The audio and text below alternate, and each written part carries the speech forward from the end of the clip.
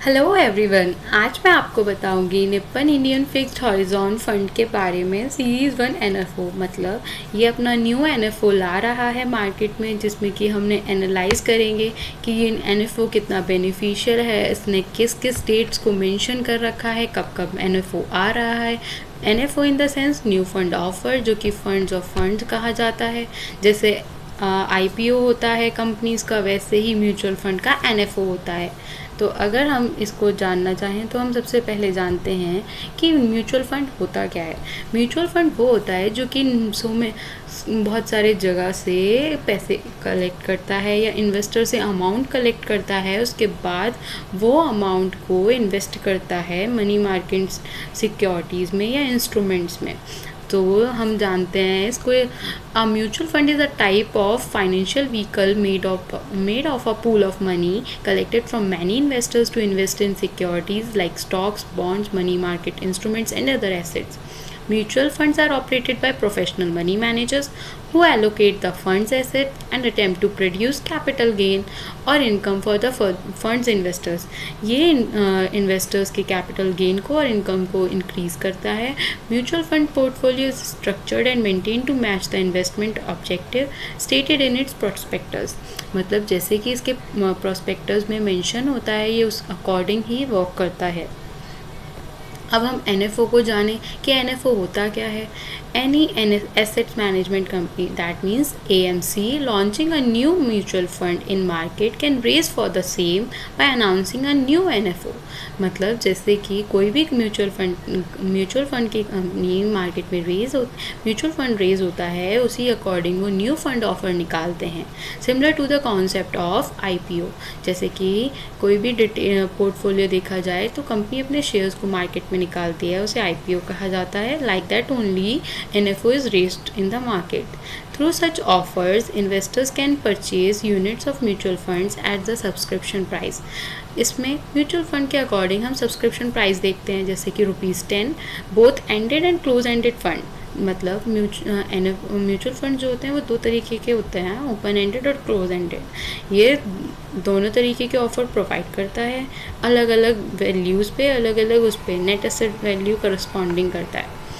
अगर हम देखा जाए तो एनएफओ, ये जो न्यू फंड निप्पन का आया है, अब इसका ऑब्जेक्टिव क्या है। The primary investment objective of the scheme is to seek to generate return and growth of the capital by investing in diversified पोलियो of the following securities maturing on or before the date of maturity with the objective of limiting interest rate volatility and central government। मतलब ये company चाहती है कि उसका return और growth increase हो, जिससे कि उसके बिफोर और मैच्योरिंग डेट के टाइम तक फंड रेज कर सके, जिससे कि उनको थोड़ा सा फर्दर इम्प्रूवमेंट और अपने सेंट्रल गवर्नमेंट सिक्योरिटीज़ वगैरह से फ़ायदा हो सके। However, there can be no assurance and guarantee that the investment objective of the scheme will be achieved। मतलब यहाँ पर हम ये अश्योर नहीं कर सकते कि उसका जो ऑब्जेक्टिव है वो अचीव्ड होगा ही, बट द कंपनी का जो स्टेटस है, न्यू एनएफओ जो उसने प्रोवाइड किया है, उसका यही ऑब्जेक्टिव है। अगर हम प्रोडक्ट सूटेबिलिटी देखा जाए तो product is suitable for investors who are seeking return and growth over medium term tenure. अगर हम प्रोडक्ट की सूटेबिलिटी देखी जाए, इन्वेस्टर्स जो कि ग्रोथ मीडियम टर्नओवर पे है, टेन्योर पे है, तो वो सूटेबल हो सकता है। रेट वॉलिटी भी हो सकता है before the date of the maturity of the scheme. It is अब इसे कंटिन्यूशन में देखा जाए तो फिक्स्ड मेच्योरिटी प्लान है, जो कि मेच्योर होगा 1755 डेज़ में from the date of allotment. मतलब जब से इसकी डेट ऑफ अलॉटमेंट होगी, इसका इतना टाइम पीरियड जो है अलॉटमेंट का, वो मेच्योरिटी का है। For the purpose of achieving the investment objective and the scheme will invest in the portfolio of depth and money market security matures on और बिफोर द। ये पर्पस है इसका इन्वेस्टमेंट ऑब्जेक्टिव का, to invest in the portfolio of depth in money market securities. Under normal circumstances, the scheme will invest 90% to 100% of its assets in government securities। मतलब ये अपना invest करेगा 90 से 100% तक गवर्नमेंट सिक्योरिटीज़ और state development loans, that means SDLs and डेब्ट instruments में सबसे ज़्यादा ये इन्वेस्ट करेगा, वेयर एज 10% एसेट्स इन्वेस्ट करेगा मनी मार्केट इंस्ट्रूमेंट्स में।